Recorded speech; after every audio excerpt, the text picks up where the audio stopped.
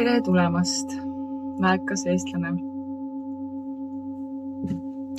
Teadusavardamise minutid on olnud ühel väekal restardi perioodil siin nädal aega ja võtnud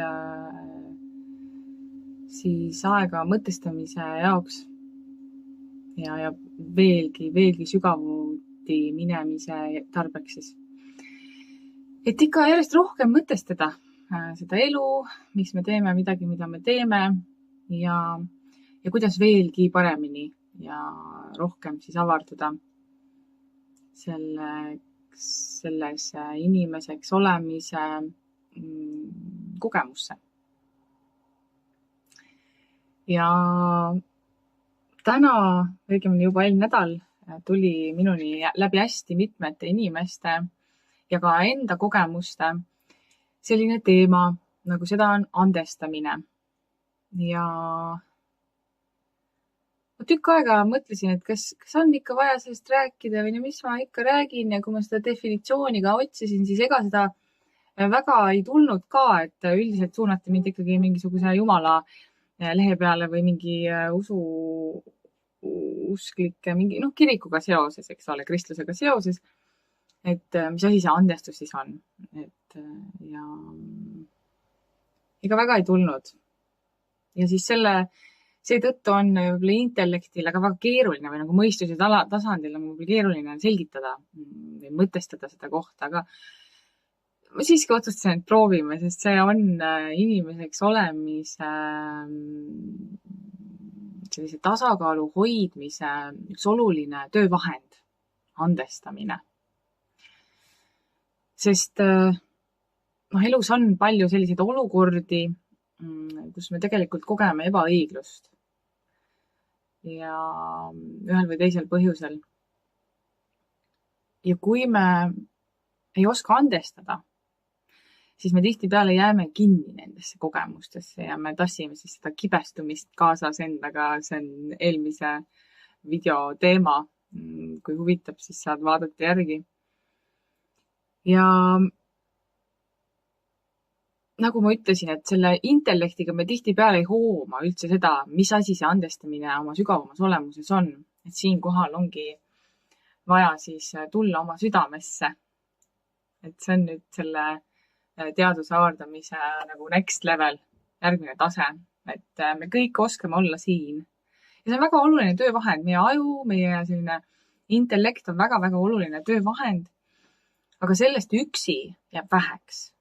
Et selliseid sügavamaid ja elu olemuse seda juuri puudutavaid teemasid me ajuga üksi ei suuda mõista.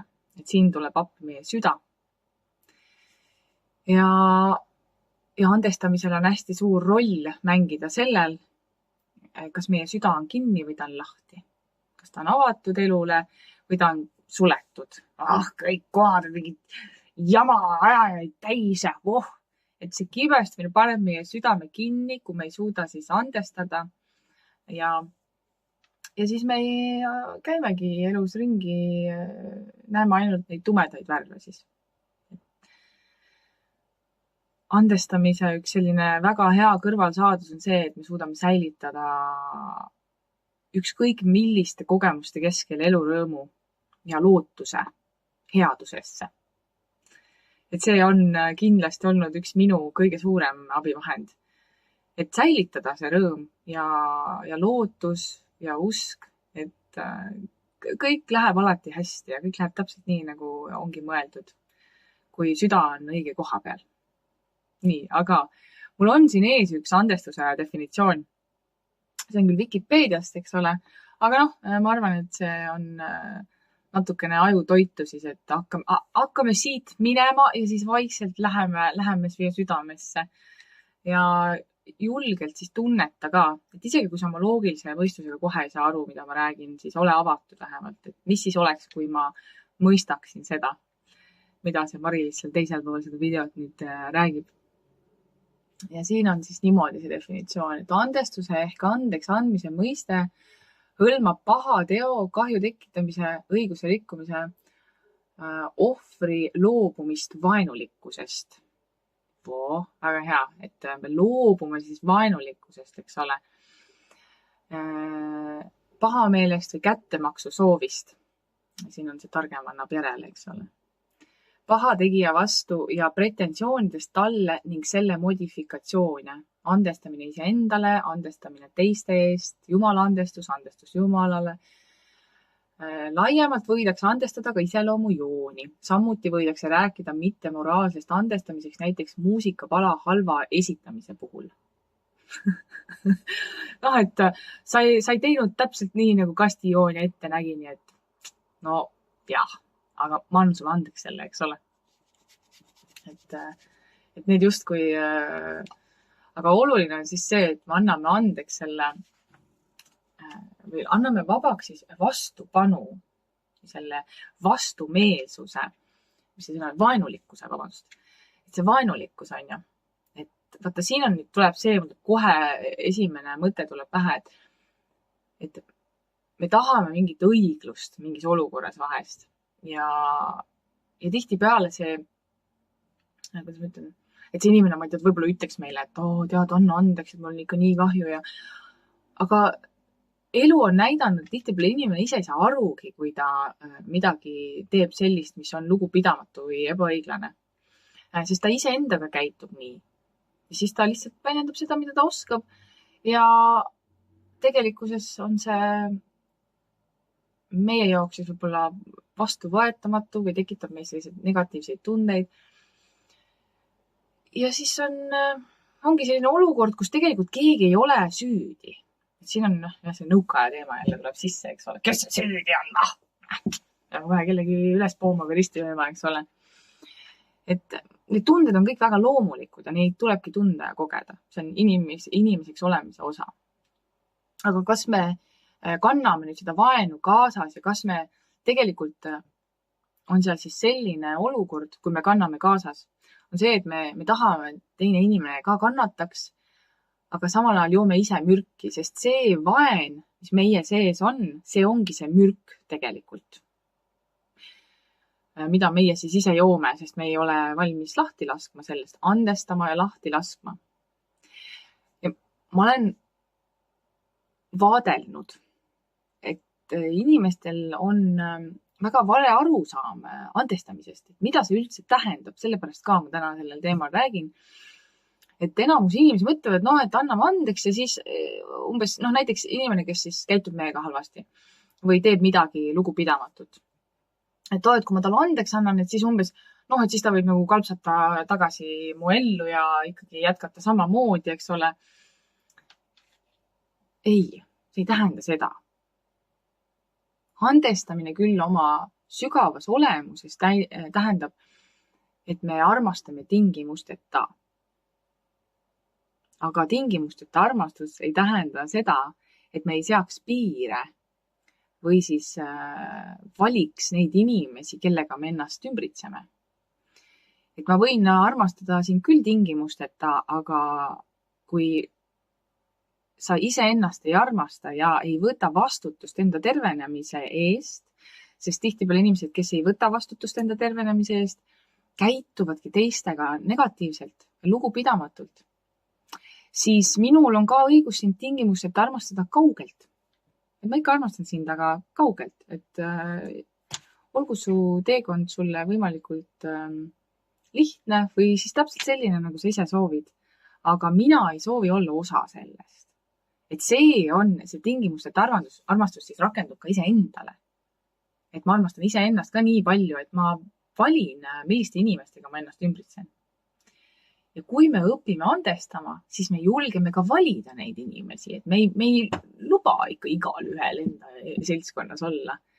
Ja mida rohkem või mida osavamalt me oskame andestada, seda rohkem tõuseb ka meie elektromagneetiline sagedus. Ehk siis me hakkame ligi tõmbama kõrgema kvaliteediga inimesi, kes on samamoodi siis võtnud vastutus enda tervenemise eest. Sest kui sa valid tegeleda oma valukohtadega ja andestamisega, siis tegelikult sa muutud kogu aeg kergemaks, kogu aeg rõõmsamaks, kogu aeg elu janulisemaks ja jällegi näed seda rõõmu ja headust siin ühiskonnas. Ja see, millele sa keskendud, sa ju tõmbad ligi. Et see on seadus, energiaseadus. Ja andestamise kohta tegelikult on tehtud väga palju uuringuid. Ja suuresti nendest uuringutest siis ka selgus, et inimesed, kes siis keskenduvad vimmale ja vihale ja süüdistamisele, tegelikult esiteks vananevad kiiremini, kortsud tulevad näkku kiiremini, nii et järgmine kord, kui kortsukreemi reklaami vaatad ja mõtled, et oi-oi, võib-olla on uut kreemi vaja, siis võib-olla selline loomulik viis, kuidas kortse vähendada, on see, kui me andestame, mis loogika seda siis aju tahab teada, no mis mõttes, kuidas andestamine on seotud kortsudega, nagu what? Mari-Liis, mida sa räägid? Nii, andestamatus, süüdistamine, vimm ja viha ja raev on sellised emotsioonid, mis tekitavad kokkutõmbumist nagu, vaata tihtipeale, kui sa kellegi peal vihane, siis ka rusika paned kokku, eks oi, raisk tegi mulle jama, et tõmbume kokku ja kui me tõmbume kokku, vaata mu nägu, näed, tuleb hästi palju igasuguseid kortse ja pingeid, et tekivad mikropinged meie kehas. Ja nüüd sa kujuta ette, kui sa hoiad seda pinget ja hoiad aastaid, eks ole, ja siis ilmselgelt see lõpuks tekitab vao sinna pinge kohta. Samamoodi nagu, kui sa naerad palju, imestad palju, mina olen hästi palju imestanud elus ja naeratanud, tekib varese jalad, neid kutsutakse. Üks imeline naine kunagi ütles mulle, et need on elujooned. No väga ilusad, et see on omaette teema muidugi, millesse me ka peagi sisse sukeldume seda, et justkui peame olema kuidagi moodi ja vältima neid elujoonekesi maniakaalse hullusega igasuguseid potsikuid näkku tõmmates, aga see selleks. Igatahes need mikropinged siis meie kehas tekitavad tegelikult väga suuri elujõu seisakuid. Siis me oleme väsinud ja siis, kui me oleme väsinud, siis sealt tulevad väga paljud muud probleemid ka juba, eks ole, et organism läheb siis lõpuks ikkagi võitle või põgene režiimile, sest ta ei saa sellist normaalset lõdvestumist isegi kogeda. Kui sa kogu aeg pinges, siis ei suudagi lõdvestuda, et sealt tulevad ka igasugused kroonilised närvivalud, eks ole, sest me kogu aeg hoiame mingit pinget. Ja võib isegi tulla sellest, kui me istume liiga kaua oma potentsiaali peal. Näiteks meil on mingi unistus, me tahame seda teha, aga miski meis siis takistab seda, eks ole, mingi uskumus, et mis nüüd mina, väike tegelane siin, hakkan unistama ja istun selle potentsiaali peal, istun siis ja ei tee midagi sellega, eks ole, lasen oma väikest elu siin edasi, ikka ennast vähendades. Ja siis võivad ka tekkida igast närvipinged ja valud. Ja see toobki mu kohe järgmise teema juurde, mille osas tegelikult see on nüüd selline mitte ainult individuaalne tasand, vaid ka rahvuslik tasand näiteks eestlastel. Et oi, me oleme nii väike rahvas, et mis me siin üksi ikka saame, et me vähendame tegelikult kogu aeg ennast. Et umbes, et kui meil on väike maalapp, et siis me ei ole mitte keegi, et suurus on see, mis loeb. Et tegelikult, kas ta tõesti on niimoodi? Et igaüks nüüd siinkohal enda sees põrgatagu seda mõtet, et kas tõesti see füüsiline suurus määrab selle, kui olulised me oleme siis kogu maailma või kogu loome mastaabis. Tegelikult mina isiklikult leian, et see sisemine suurus on see, mis määrab selle rolli ja olulisuse siis kogu loome mastaabis ja ka meie enda eludes.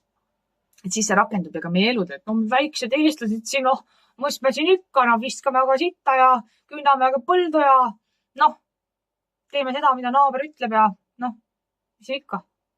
Et me tegelikult oleme väga palju ennast vähendanud ja meie hing teab, et me oleme tegelikult väga suured ja väga võimekad, eriti vaimult ja see, mida meie rahval ja maal on kogu maailmale anda, on nii unikaalne, et mitte kellelgi teisel ei ole seda.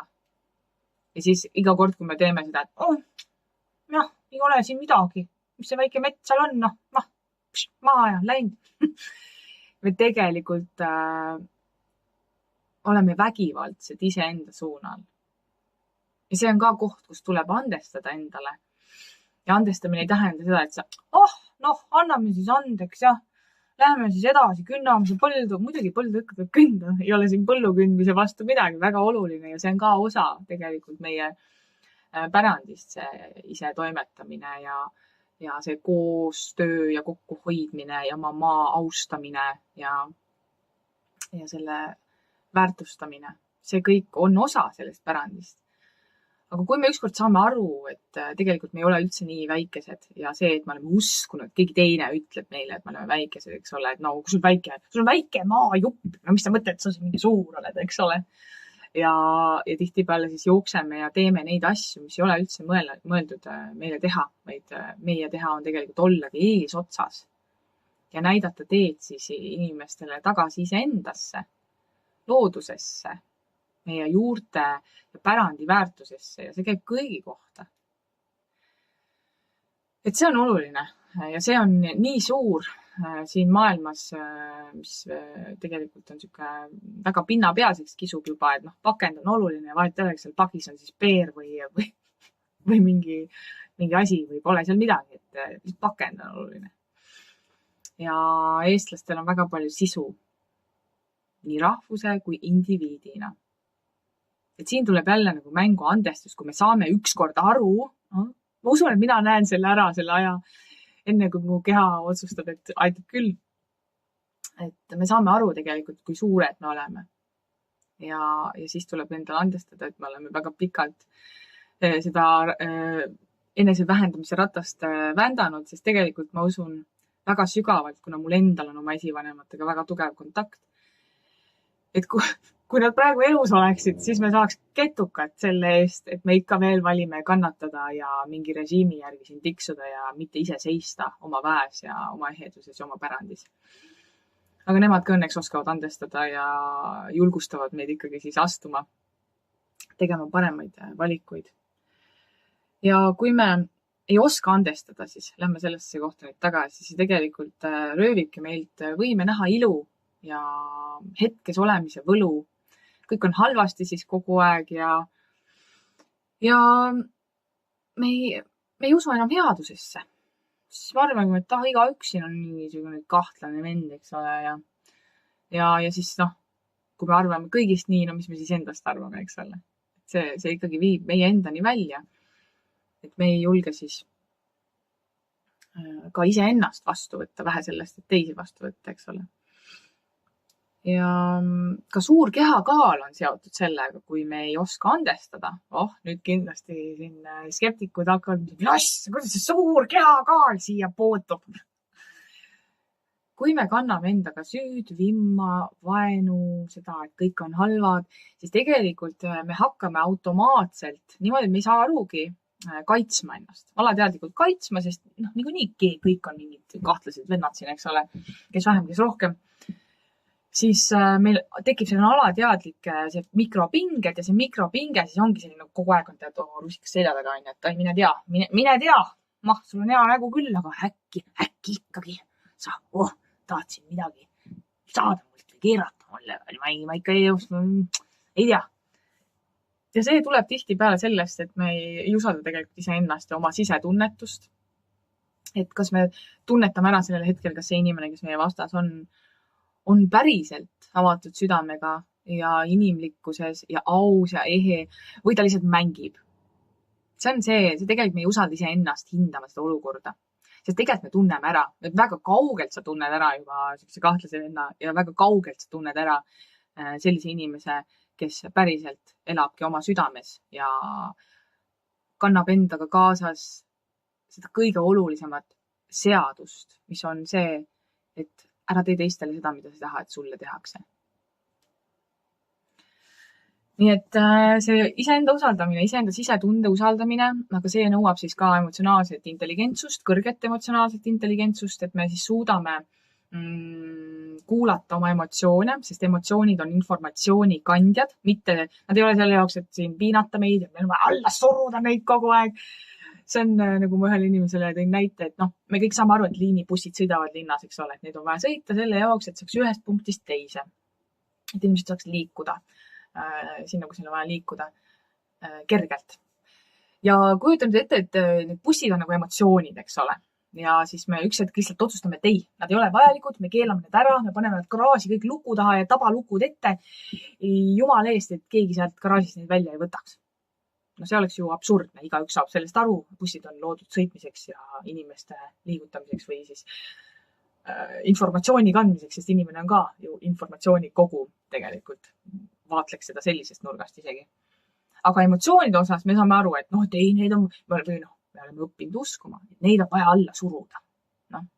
Et tegelikult nad on samamoodi sellised bussid, kutsume neid nii, ja nad liiguvad siis ringi, me kogeme neid ja nad toovad meile kogu aeg mingisugust informatsiooni. Ja siis meie asi on õppida kuulama, et mida üks või teine tunne siis meile tahab, millist infot see tahab meile anda. Väga oluline tegelikult. Ja kui sa seid alla surud, siis sa lihtsalt ei saa seda informatsiooni. Ja siis oled kogu aeg mingisuguses la. Ei, see vend on kahtlane. La. Teda ma ka usaldada ei saa, aga tegelikult mingi tunne nagu tõmbab sinna poole, et ikka vist saab, aga ei, ikka ei saa. Mis tunne? Unust ära.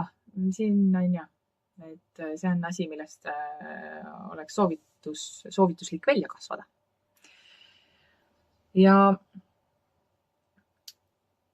siis rõhutan veel seda kohta, et andestamine tõesti siis ei tähenda seda, et me lubame oma ellu neid inimesi, kes siis tegelikult ei pea meist lugu. Et see ei tähenda seda. Andestamine tähendab, et me anname iseennast vabaks. Me anname iseennast selles olukorras vabaks ja see ongi tegelikult tee tõelise vabaduseni. Sest seni kaua, kuni me iseendas ei anna vabaks mingeid inimesi või olukordi, me hoiame kinni nendest tegelikult. Vabatahtlikult ise hoiame kinni. Ai, mulle tegi, tead, oi, mäletad see vend seal. Et see väljend, et andestada, ära unusta, ma nüüd saan päriselt aru sellest. Et pea meeles ikkagi, millised inimesed on olnud ja otse loomulikult saab isegi ka inimesele, kes on eksinud ja tulebki anda uusi võimalusi, aga vaata, seal on nüüd see hästi oma sisetundele tuginemise koht. Kas see inimene on võtnud siis vastutust nüüd oma tervenemise eest ja ta on muutnud ennast või ei ole. Ja tegelikult me tunneme selle kohe ära, et siin on see eneseusaldus nüüd on ja palju me usaldame iseennast ka. Ja kui me õpime veel andestama, siis me suudamegi olla hetkes kohal.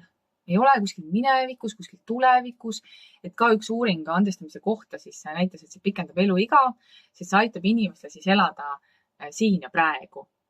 Mitte kuskil vanades asjades ega siis kogu aeg kuskile tulevikku projitseerides. Ja kui me tahame kauem ja kvaliteetselt elada, siis tasub õppida andestama ja mõistma, et see ei ole ainult mingisugune kirikus pihitoolis tehtav asi, vaid see on igaühe enda isiklik protsess. Ja mis kasu sellest siis veel on, eks ole?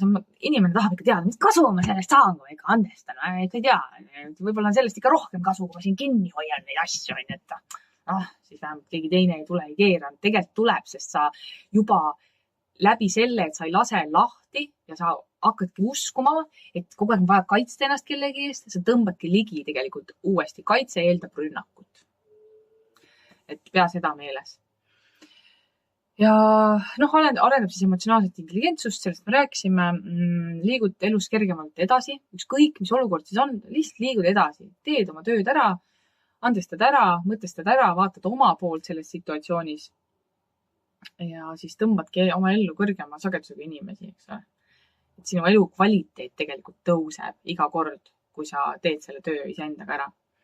Ja sa õpid iseennast ka paremini tundma. Et mis läbi välistamise, läbi nende negatiivsete kogemuste, sa õpid tegelikult, mis on sinu jaoks oluline, mis on need sinu põhiväärtused, mida sina kannad ja mida sa soovid oma elus ka saada ja anda ja saada.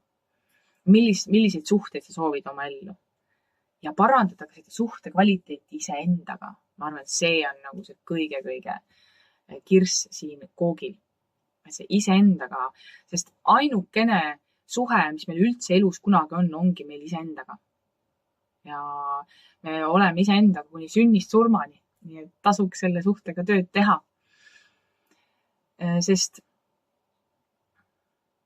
üks teema, mis tuli üles eelmine nädal, oli kuuluvuse teema. Et kui paljud meist, meid on õpetatud, eks ole, ühiskonnas, me peame kuuluma kuhugi, kellegi juurde või kellegi ka või mis iganes, olema, et kuulama mingisse gruppi.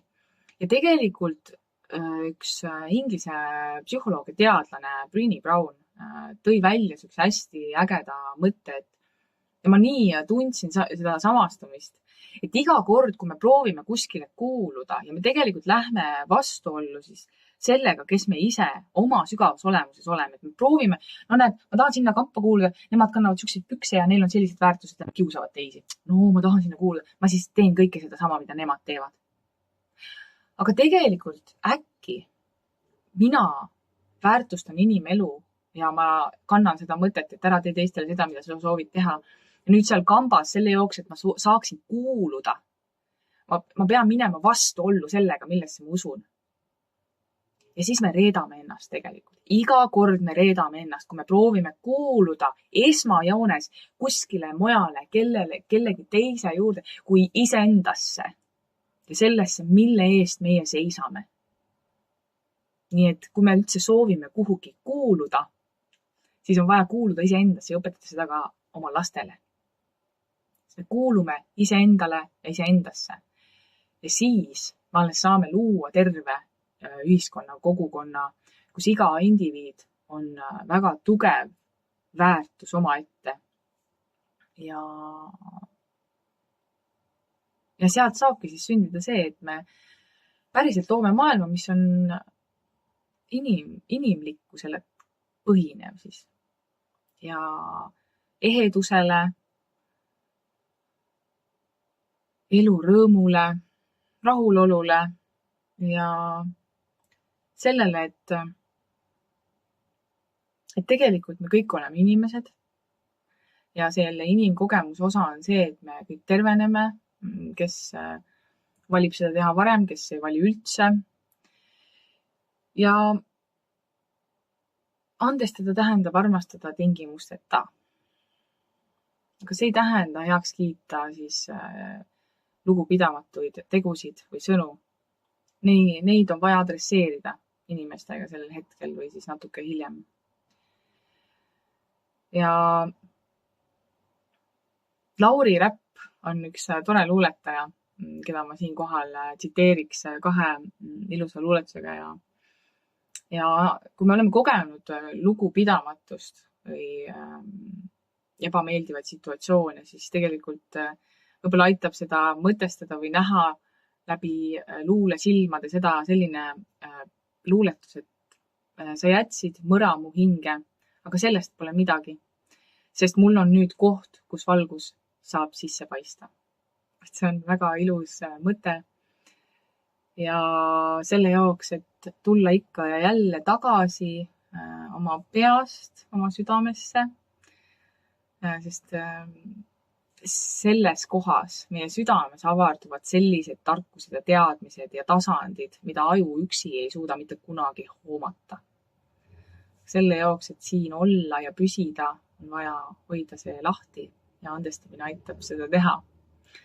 Sest teine luuletus, mida ma siin tsiteeriks, on see, et kõik teed viivad su enda südamesse. Millise paiga sa sealt eest leiad, on sinu enda teha. Nii et julgustan sind tulema taaskord ja alati enda südamesse ja läbi andestamise see tervendama. Võtta kirjuta kiri kõikidele nendele inimestele ja eelkõige iseendale. Kõikide nende kordade eest, kui sa oled ennast vähendanud, reetnud või arvanud, et see pole kõige parimat siin elus väärt. Sest see välja kirjutamine on väga hea praktika, mida mina olen hästi palju kasutanud. Ja seda kirja sa ei pea kellelegi saatma, vaid see on sinu enda jaoks. Veel parem on ka see, kui sa selle läbi loed. endale ette loed, eriti kui see kiri on sulle endale mõeldud. Nii et väekat kirjutamist, sest kirjutamine on väga alahinnatud töövahend vabaduse loomes, isikliku vabaduse loomes. Et selline viimane julgustav nipp sulle siia lõppu. Naudi imelist kevade algust, 1. aprilli, nalja ma siin videos tegin küll, aga ikkagi mõtlesin kõike tõsiselt, mida ma ütlesin. Ja kuni järgmise korrani imeliselt väekas eestlane, ole hoitud.